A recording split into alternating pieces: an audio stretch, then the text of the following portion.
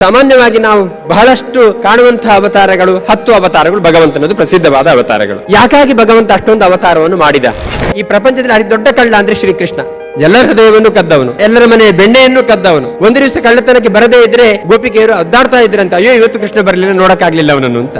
ಈ ಪ್ರಪಂಚ ಎಲ್ಲ ಅಸಾರ, ಭಗವಂತೊಬ್ಬರೇ ಸಾರಪೂರ್ಣ ಅಂತ ತಿಳ್ಕೊಂಡಾಗ ಮಾತ್ರ ಅವನಿಗೆ ಶರಣಾಗತರಾಗ್ಲಿಕ್ಕೆ ಆಗುತ್ತೆ. ಅದು ಗೊತ್ತಾಗುವುದೇ ರಾಮಾಯಣದ, ಮಹಾಭಾರತದ, ನರಸಿಂಹ ಪುರಾಣ, ಮತ್ಸ್ಯ ಪುರಾಣ, ಕೂರ್ಮ ಪುರಾಣ, ವರಾಹ ಪುರಾಣ, ಭಾಗವತ ಇದೆಲ್ಲ ಬಂದದ್ದು ಹೇಗೆ ಅಂದ್ರೆ ಭಗವಂತನ ಅವತಾರಗಳ ಮೂಲಕ. ಬಹಳ ಕಷ್ಟಪಟ್ಟರೆ ಬೇಕಾದ್ದು ಸಿಗುತ್ತೆ, ಬೇಡವಾದ ಬಹಳ ಸುಲಭವಾಗಿ ಸಿಗುತ್ತೆ. ವಾಟ್ಸ್ಆಪ್ ಅಲ್ಲಿ ಸಿಗ್ಬೋದು, ಇನ್ಸ್ಟಾಗ್ರಾಮ್ ಅಲ್ಲಿ ಸಿಗ್ಬೋದು, ಫೇಸ್ಬುಕ್ ಅಲ್ಲಿ ಸಿಗ್ಬೋದು. ಬಹಳ ಸುಲಭವಾಗಿ ಸಿಗುವಂತಹದ್ದು ಬೇಡವಾದ್ದು. ಆದ್ರೆ ಬೇಕಾದ್ದು ಸಿಗಬೇಕಾದ್ರೆ ಸ್ವಲ್ಪ ಕಷ್ಟಪಡಬೇಕು.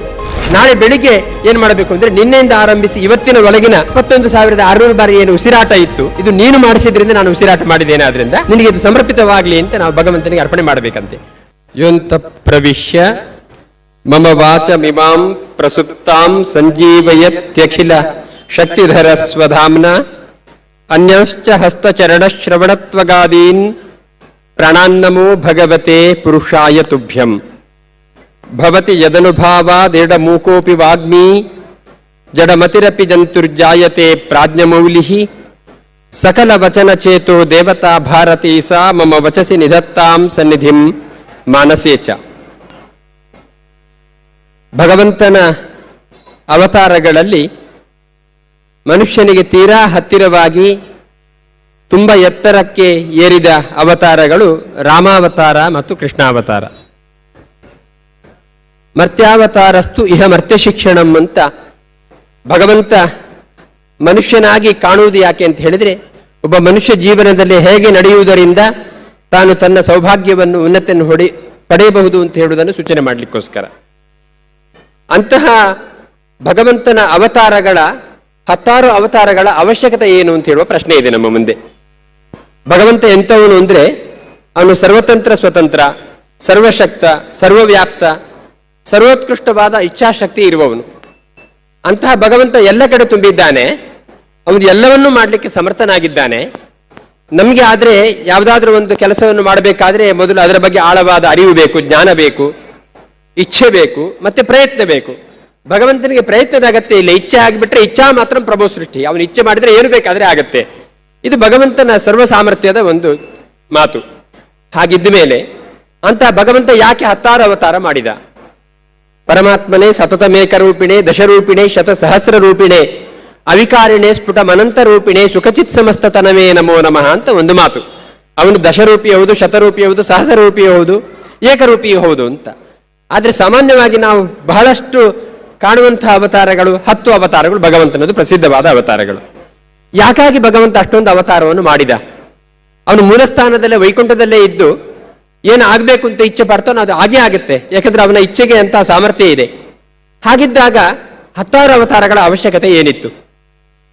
ಅವನು ಮತ್ಸ್ಯಾವತಾರ ಮಾಡಿದ, ಕೂರ್ಮಾವತಾರ ಮಾಡಿದ, ವರಾಹ ಅವತಾರ ಮಾಡಿದ. ಒಂದೊಂದು ಅವತಾರದಲ್ಲಿ ಕೂಡ ದೈತ್ಯರನ್ನು ಕೊಂದ. ನೃಸಿಂಹಾವತಾರ ಮಾಡಿ ಹಿರಣ್ಯಕಶಿಪುವನ್ನು ಕೊಂದ. ರಾಮನಾಗಿ ಅವತಾರ ಮಾಡಿ ಅನೇಕ ಮಂದಿ ರಾವಣ ಕುಂಭಕರ್ಣಾದಿಗಳನ್ನು ಸಂಹಾರ ಮಾಡಿದ. ಕೃಷ್ಣನಾಗಿ ಶಿಶುಪಾಲ, ದಂತಭಕ್ತರ, ಕಂಸ ಮೊದಲಾದವನ್ನೆಲ್ಲ ಸಂಹಾರ ಮಾಡಿದ. ಸರಿ, ಒಪ್ಕೊಳ್ಳೋಣ. ಆದ್ರೆ ಇದನ್ನೆಲ್ಲ ಮಾಡ್ಲಿಕ್ಕೆ ಭಗವಂತ ಇಷ್ಟೊಂದು ಅವತಾರ ಮಾಡಬೇಕಾಗಿತ್ತು ಅಂತ ಹೇಳೋ ಪ್ರಶ್ನೆ. ಯಾಕೆಂದ್ರೆ ಅವನು ಎಷ್ಟು ಸಾಮರ್ಥ್ಯ ಅವನಿಗೆ ಇಚ್ಛೆಗೆ ಇದೆ ಅಂತ ಹೇಳಿದ್ರೆ, ಅವನು ಇವ್ರು ಯಾರು ಹುಟ್ಟೋದೇ ಬೇಡ ಅಂದ್ರೆ ಹುಡ್ತಾನೆ ಇರಲಿಲ್ಲ. ರಾವಣಾದಿ ದೈತ್ಯರು ಹುಡ್ತಾನೆ ಇರಲಿಲ್ಲ. ಹುಟ್ಟಿದ್ರು ಅಂತ ಇಟ್ಕೊಳ್ಳಿ, ಇವ್ರು ಸತ್ತೇ ಹೋಗ್ಲಿ ಅಂತ ಭಗವಂತ ಸಂಕಲ್ಪ ಮಾಡಿದ್ರೆ ಸತ್ತೇ ಬಿಡ್ತಿದ್ರು. ಅದಕ್ಕೋಸ್ಕರ ಅವನು ಅವತಾರ ಮಾಡಬೇಕಾದ ಅಗತ್ಯ ಇರಲಿಲ್ಲ. ಆದ್ರೆ ನಮ್ಮ ಪ್ರಾಚೀನರದ್ದು ಒಂದು ಮಾತು ಇದೆ, ಏನು ಗೊತ್ತಾ? ಪ್ರಾತಃ ದ್ಯೂತ ಪ್ರಸಂಗೇನ ಮಧ್ಯಾಹ್ನೇ ಸ್ತ್ರೀ ಪ್ರಸಂಗತಃ ರಾತ್ರೌ ಚೌರ್ಯ ಪ್ರಸಂಗೇನ ಕಾಲೋ ಗಚ್ಚತಿ ಧೀಮತಾಂ ಅಂತ. ಧೀಮಂತರ ಕಾಲ ಹೇಗೆ ಹೋಗ್ತಿತ್ತು ಅಂತ ಹೇಳಿದ್ರೆ, ಪ್ರಾತಃ ದ್ಯೂತ ಪ್ರಸಂಗೇನ ಅಂತ ಬೆಳಗಿನ ಹೊತ್ತು ಜೂಜಾಟದ ಪ್ರಸಂಗದಲ್ಲಿ ಕಾಲ ಕಳೆಯುತ್ತಿದ್ರಂತೆ. ಮಧ್ಯಾಹ್ನೇ ಸ್ತ್ರೀ ಪ್ರಸಂಗತಃ ಮಧ್ಯಾಹ್ನದ ಹೊತ್ತಲ್ಲಿ ಹೆಣ್ಮಕ್ಕಳ ಪ್ರಸಂಗದಲ್ಲಿ ಕಾಲ ಕಳೆಯುತ್ತಿದ್ರಂತೆ. ರಾತ್ರವು ಚೌರ್ಯ ಪ್ರಸಂಗೇನ ರಾತ್ರಿ ಕಾಲದಲ್ಲಿ ಕಳ್ಳತನದ ಪ್ರಸಂಗದಲ್ಲಿ ಕಾಲ ಕಳೆಯುತ್ತಿದ್ರಂತೆ. ಹೀಗೆ ಧೀಮಂತರ ಕಾಲ ಹೋಗ್ತಿತ್ತು ಅಂತ. ಬಹಳ ವಿಚಿತ್ರ ಅನಿಸುತ್ತೆ ನಮಗೆ, ಈ ತರದ್ದು ಉಂಟಾ ಅಂತ. ಹೌದಂತೆ, ಬೆಳಗಿನ ಹೊತ್ತು ಸ್ನಾನ ಎಲ್ಲ ಆದ್ಮೇಲೆ ಒಂದು 5-10 ನಿಮಿಷ ಅವರು ದ್ಯೂತ ಪ್ರಸಂಗವನ್ನು ಮಾಡ್ತಾ ಇದ್ರಂತೆ. ಅಂದ್ರೆ ಜೂಜಾಟದ ಪ್ರಸಂಗ ಅಂತ ಹೇಳಿದ್ರೆ ಮಹಾಭಾರತದ ಪ್ರಸಂಗ. ಜೂಜಾಟದಿಂದ ಎಲ್ಲವನ್ನು ಕಳೆದುಕೊಂಡು ಧರ್ಮಕ್ಕೆ ಶರಣಾಗತನಾಗಿರುವಂತಹ ಒಬ್ಬ ವ್ಯಕ್ತಿಯ ಪ್ರಸಂಗದಿಂದಾಗಿ ಮಹಾಭಾರತದ ಪ್ರಸಂಗ ಬಂದದ್ದಾದ್ರಿಂದ ಬೆಳಗಿನ ಹೊತ್ತು ಒಂದು 5-10 ನಿಮಿಷ ಮಹಾಭಾರತದ ಕಥೆಯನ್ನು ತಿಳಿದವರಿಂದ ಕೇಳ್ತಾ ಇದ್ದರಂತೆ.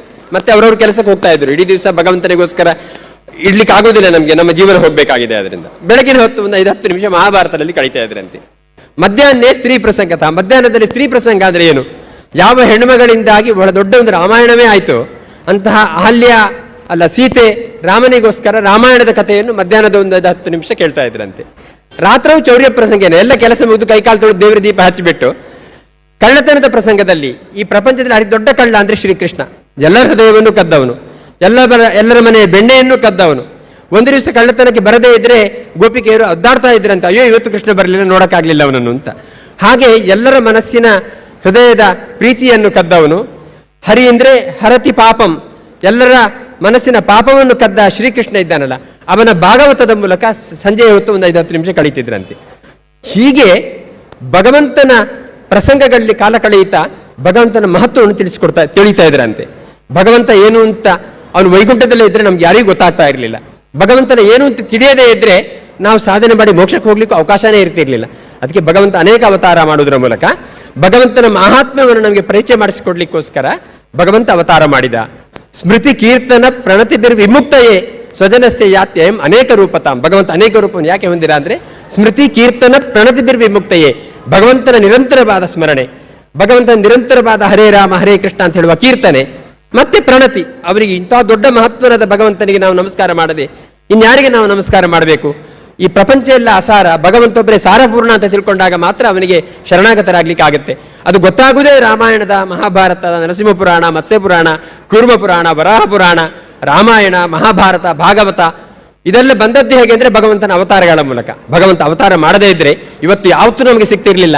ನಾವು ಇವತ್ತು ಕೃಷ್ಣನ ಕಥೆ ಕೇಳಲಿಕ್ಕೆ ಆಗ್ತಾ ಇರಲಿಲ್ಲ, ಕೃಷ್ಣನ ರಥೋತ್ಸವ ಮಾಡ್ಲಿಕ್ಕೆ ಆಗ್ತಾ ಇರಲಿಲ್ಲ, ನಮ್ಮ ಜೀವನ ಹೇಗೆ ಹೋಗ್ತಿತ್ತು ಅಂತ ನಮಗೆ ಗೊತ್ತಾಗ್ತಾ ಇರಲಿಲ್ಲ.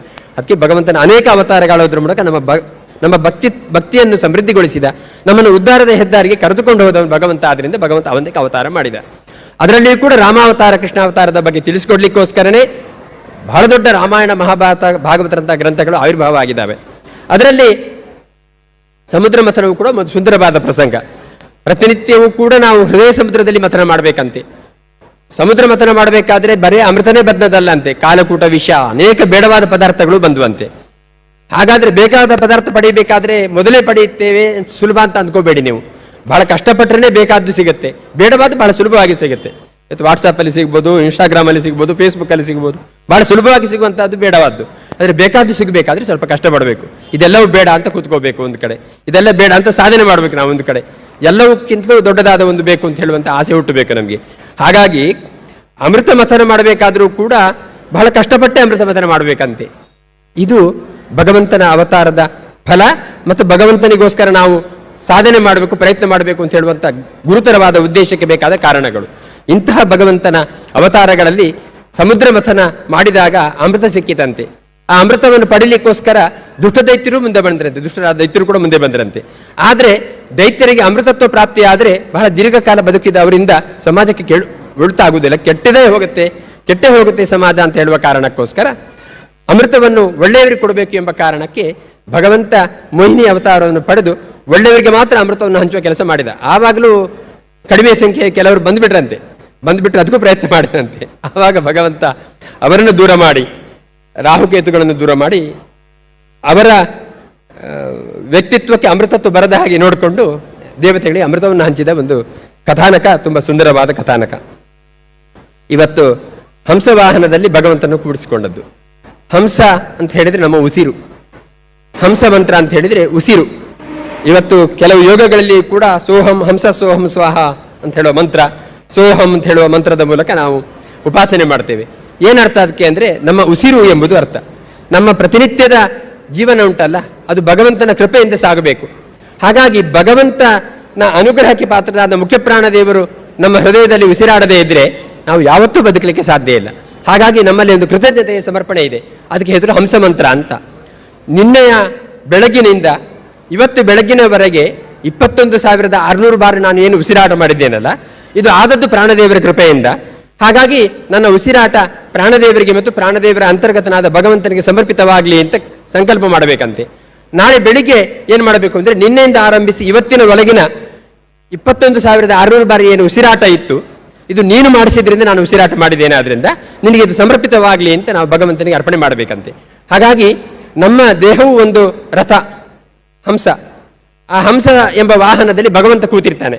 ಹಾಗಾಗಿ ಪ್ರತಿನಿತ್ಯವೂ ಕೂಡ ನಮ್ಮ ದೇಹ ಎಂಬ ದೇವಾಲಯದಲ್ಲಿ ಕೂತಿರ್ತಕ್ಕಂಥ ಭಗವಂತನಿಗೆ ನಾವು ಏನಾದರೂ ಸಮರ್ಪಣೆ ಮಾಡಬೇಕಾದ್ರೆ ನಮ್ಮ ಉಸಿರಾಟ ಬಹಳ ಮುಖ್ಯ. ಆದ್ರಿಂದ ಹಂಸರೂಪಿಯಾದ ಭಗವಂತ ಮುಖ್ಯ ಪ್ರಾಣನ ಒಳಗೆ ಕೂತುಕೊಂಡು ನಮ್ಮಿಂದ ಉಸಿರಾಟ ಮಾಡಿಸಿದರೆ ಮಾತ್ರ ನಾವು ಉಸಿರಾಟ ಮಾಡ್ತೇವೆ.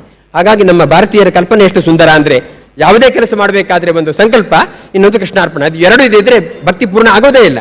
ಹಾಗಾಗಿ ನಾಳೆಯ ತನಕ ಒಂದು ಮನುಷ್ಯ 4 ಸೆಕೆಂಡಿಗೆ ಒಂದು ಸಲ ಉಸಿರಾಟ ಮಾಡಿದ್ರೆ, ಅಂದ್ರೆ ಪೂರಕ, ಕುಂಭಕ, ರೇಚಕ 4 ಸೆಕೆಂಡು, 2 ಸೆಕೆಂಡ್ ತರ ಈ ತರ ಮಾಡಿದ್ರೆ ಒಂದು ದಿವಸಕ್ಕೆ 21,600 ಬಾರಿ ಉಸಿರಾಟ ಮಾಡ್ತಾನಂತೆ. ಅದಕ್ಕೆ ಇವತ್ತೇ ಕೇಳ್ಕೊಳ್ತಾನೆ ಅವನು, ನಾಳೆ ಬೆಳಗಿನ ತನಕ ನನ್ನ ಹತ್ರ ಏನು ಉಸಿರಾಟ ಮಾಡಿಸ್ತೀಯಲ್ಲ, ಇದು ನಿನಗೆ ಅರ್ಪಿತವಾಗ್ಲಿ ಅಂತ. ಯಾಕಂದ್ರೆ ನಾಳೆ ಬೆಳಿಗ್ಗೆವರೆಗೆ ನಾನು ಇಲ್ಲದೇ ಇದ್ರೆ ನಿನಗೆ ನಾನು ಉಸಿರಾಟವನ್ನು ಸಮರ್ಪಣೆ ಮಾಡ್ಲಿಕ್ಕೆ ಆಗುವುದಿಲ್ಲ ಅಂತ. ಈ ತರದ ಒಂದು ಒಳ್ಳೆಯ ಅನುಸಂಧಾನಕ್ಕೆ ಉದಾಹರಣೆಯಾಗಿ ಭಗವಂತ ಹಂಸವಾಹನನಾಗಿ ನಮ್ಮ ಉಸಿರಾಟದಲ್ಲೇ ಭಗವಂತ ಇದ್ದುಕೊಂಡು ನಮ್ಮನ್ನು ವಾಹನ ಅಂದ್ರೆ ಹೊತ್ತುಕೊಳ್ಳುವುದು. ಉಸಿರಾಟ ಇಲ್ಲದಿದ್ರೆ ದೇಹಕ್ಕೆ ಇನ್ಯಾರೋ ಹೊತ್ಕೋಬೇಕಾಗತ್ತೆ, ನಾವು ಹೊತ್ಕೊಳ್ಳೋಕ್ಕಾಗಲ್ಲ. ನಾವೇ ನಮ್ಮ ದೇಹವನ್ನು ಹೊತ್ಕೊಳ್ಬೇಕಾದ್ರೆ ಉಸಿರಾಟ ಬೇಕು. ಹಾಗಾಗಿ ಹಂಸರೂಪಿಯಾದ ಭಗವಂತ ಪ್ರಾಣದೇವರ ಒಳಗಿದ್ದುಕೊಂಡು ನಮ್ಮಿಂದ ಉಸಿರಾಟ ಮಾಡಿಸೋದ್ರಿಂದ ನಿನಗೆ ನಾವು ಕೃತಜ್ಞರಾಗಿದ್ದೇವೆ ಅಂತ ಹೇಳುವ ಅನುಸಂಧಾನ ಏನುಂಟಲ್ಲ, ಈ ಅನುಸಂಧಾನವೇ ನಮ್ಮ ರಥ ಸಮರ್ಪಣೆಗೆ, ರಥೋತ್ಸವಕ್ಕೆ ಒಂದು ದೊಡ್ಡ ಸಾರ್ಥಕವಾದ ಒಂದು ಭಾವನೆ. ಹಾಗಾಗಿ ಇವತ್ತು ಹಂಸರೂಪಿಯಾದ ಹಂಸವಾಹನನಾಗಿ ಶ್ರೀಕೃಷ್ಣನನ್ನು ನಾವು ತುಂಬಾ ಸುಂದರವಾದ ರೂಪದಲ್ಲಿ ನಾವು ನೋಡಿದ್ದೇವೆ. ಈ ಮೂಲಕ ಪ್ರತಿನಿತ್ಯದ ಉಸಿರಾಟಕ್ಕೆ ಭಗವಂತ ಹಂಸರೂಪಿಯಾಗಿ ಅವನೊಳಗೆ ಪ್ರಾಣದೇವರು ಇದ್ದುಕೊಂಡು ನಮ್ಮಿಂದ ಉಸಿರಾಟ ಮಾಡಿಸಲಿ. ಆ ಉಸಿರಾಟ ಸಾರ್ಥಕವಾದ ಉಸಿರಾಟವಾಗಲಿ, ಅದರಿಂದ ಯಾರಿಗೂ ತೊಂದರೆ ಆಗದಾಗೆ 4 ಜನರಿಗೆ ಅದರಿಂದ ಉಪಕಾರ ಆಗುವಂಥ ಉಸಿರಾಟ ನಮ್ಮದಾಗಲಿ ಅಂತ ಅನುಸಂಧಾನ ಮಾಡಲಿಕ್ಕೆ ಬೇಕಾದ ಸಂದರ್ಭವನ್ನು ನಾವೆಲ್ಲ ಪಡೆದುಕೊಂಡಿದ್ದೇವೆ. ನಮ್ಮ ಮಧುಪಂಡಿತ ದಾಸರು ಬಹಳ ದೊಡ್ಡ ಸಾಧಕರು. ಅವರು ಏನೂ ಇಲ್ಲದೆ ಇರುವಂತಹ ಪರಿಸ್ಥಿತಿಯಿಂದ ಭಗವಂತನಿಗೆ ಎಲ್ಲವನ್ನೂ ಸಮರ್ಪಣೆ ಮಾಡಿ ಎತ್ತರಕ್ಕೆ ಇರಿದವರು ಹೊರತು ಎಲ್ಲವೂ ನನಗೆ ಬೇಕು ಅಂತಲ್ಲ, ಎಲ್ಲವೂ ಭಗವಂತನಿಗೆ ಬೇಕು ಅಂತ ಹೇಳೋ ಉದ್ದೇಶಕ್ಕೋಸ್ಕರ ಮಾಡಿದ್ದಕ್ಕೋಸ್ಕರ ಭಗವಂತ ಎತ್ತರಕ್ಕೆ ಇರಿದಾಗ ನಾವೆಲ್ಲ ಸಹಜವಾಗಿ ಎತ್ತರಕ್ಕೆ ಇರ್ತೇವೆ. ಆದ್ರಿಂದ ಎತ್ತರದ ಭಗವಂತನ ನೋಡುವಂಥ ಪ್ರಯತ್ನ ನಮ್ಮಲ್ಲಿದ್ದರೆ ನಾವು ಎತ್ತರಕ್ಕೆ ಇರ್ತೇವೆ ಅಂತ ಹೇಳುವುದಕ್ಕೆ ಮಧುಪಂಡಿತಾಸರು ಒಂದು ದೊಡ್ಡ ಉದಾಹರಣೆ. ಅವರ ಪ್ರಯತ್ನದಿಂದ, ಅವರ ನೇತೃತ್ವದಲ್ಲಿ ಕೋಟ್ಯಂತರ ಜನ ಆಹಾರ ಪಡೆಯುತ್ತಿದ್ದಾರೆ, ಸಾತ್ವಿಕವಾದ ಆಹಾರವನ್ನು ಅಕ್ಷಯ ಪಾತ್ರೆಯ ಮೂಲಕ. ಅನೇಕ ತುಂಬ ದೊಡ್ಡ ದೊಡ್ಡ ಮಥುರಾ, ಬೃಂದಾವನ, ಅನೇಕ ಕಡೆಗಳಲ್ಲಿ, ಬೆಂಗಳೂರಿನ ಮಹಾನಗರದಲ್ಲಿ ಅದ್ಭುತವಾಗಿರತಕ್ಕಂತಹ ಸುಂದರವಾಗಿರತಕ್ಕಂತಹ ಮಂದಿರಗಳು ನಿರ್ಮಾಣವಾಗಿದ್ದಾವೆ. ಹೀಗೆ ನಮ್ಮ ಬದುಕಿಗೆ, ನಮ್ಮ ಸಂಸ್ಕಾರಕ್ಕೆ, ನಮ್ಮ ವ್ಯಕ್ತಿತ್ವವನ್ನು ಉದ್ಧರಿಸಲಿಕ್ಕೆ ಬೇಕಾಗಿರತಕ್ಕಂತಹ ಭಗವಂತನ ಶ್ರದ್ಧಾ ಕೇಂದ್ರವನ್ನು ಮಾಡಿ ಸಾವಿರಾರು ಲಕ್ಷಾಂತರ ಜನಕ್ಕೆ ಶ್ರದ್ಧೆಯನ್ನು ಉತ್ಪಾದನೆ ಮಾಡಿ ಆ ಶ್ರದ್ಧೆಯ ಮೂಲಕ ನಮ್ಮ ಬದುಕನ್ನು ಸಂಸ್ಕೃತಿಯ ದಾರಿಯಲ್ಲಿ ಸಾಧಿಸಲಿಕ್ಕೆ ಬೇಕಾಗಿರತಕ್ಕಂತಹ ದೊಡ್ಡ ಸೇವೆ ಮಾಡಿರತಕ್ಕಂತಹ ಮಧುಪಂಡಿತ ದಾಸರಿಗೆ ಈ ಸಂದರ್ಭದಲ್ಲಿ ಹೃತ್ಪೂರ್ವಕವಾದ ಅಭಿನಂದನೆ ಸಲ್ಲಿಸುತ್ತಾ, ಅವರ ತಂಡ, ನೀವೆಲ್ಲ ಭಗವದ್ಭಕ್ತರು, ಇಂತಹ ಅನೇಕ ಉತ್ಸವಗಳನ್ನು ಮಾಡ್ತಾ ನಿಮ್ಮ ಬದುಕನ್ನು, ನಿಮ್ಮ ಸಂಪತ್ತನ್ನು ಸಾರ್ಥಕಗೊಳಿಸಿದ್ದೀರಾ. ಹಾಗಾಗಿ ಧರ್ಮ ಎಂಬುದು ಮೊದಲ ಮೆಟ್ಟಲಾಗಿದ್ದು, ಮೋಕ್ಷ ಎಂಬುದು ಕೊನೆಯ ಮೆಟ್ಟಲಾಗಿದ್ದು, ಧರ್ಮ ಮತ್ತು ಮೋಕ್ಷಗಳ ಬೇಲಿಯಲ್ಲಿ ಅರ್ಥ ಮತ್ತು ಕಾಮನೆಗಳಿದ್ದಾಗ ಅದು ನಮ್ಮನ್ನು ಒಳ್ಳೆಯ ದಾರಿಗೆ ಸಾಗಿಸಲಿಕ್ಕೆ ಸಾಧ್ಯ ಉಂಟು ಅಂತ ಹೇಳುವುದಕ್ಕೆ ಉದಾಹರಣೆಯಾಗಿ ನೀವು ನಿಮ್ಮ ಕಾಮನೆ, ಬಯಕೆಗಳನ್ನು, ನಿಮ್ಮ ಸಂಪತ್ತನ್ನು ಧರ್ಮದ ನೆಲೆಯಲ್ಲಿ ಮೋಕ್ಷದ ಉದ್ದೇಶಕ್ಕೋಸ್ಕರ ವಿನಿಯೋಗ ಮಾಡಲಿಕ್ಕೆ ಇಂತಹ ಸ್ಥಳಗಳು ಕಾರಣವಾಗ್ತವೆ. ಅಂತಹ ನಿಮ್ಮ ಅರ್ಥಗಳು ಸದ್ವಿನಿಯೋಗ ಆಗಲಿ ಅಂತ ಹೇಳ್ತಾ, ಭಗವಂತನ ಮೇಲೆ ಭಕ್ತಿ ಎಂಬುದು ಸದಾ ಜಾಗೃತವಾಗಿರಲಿ ಅಂತ ಹೇಳ್ತಾ, ಕೃಷ್ಣನ ಪ್ರಜೆ ಜಾಗೃತವಾಗಿರ್ಲಿಕ್ಕೋಸ್ಕರನೇ ಇಂತಹ ಸಂಸ್ಥೆಗಳು ಇರುವುದರಿಂದ ಕೃಷ್ಣ ಪ್ರಜ್ಞೆಯ ಜಾಗೃತಿಯ ಮೂಲಕ ನಮ್ಮ ಬದುಕನ್ನು ಉದ್ಧಾರ ಮಾಡೋಣ ಅಂತ ಹೇಳ್ತಾ ನಮ್ಮ ಮಾತನ್ನು ಮುಗಿಸ್ತೇವೆ.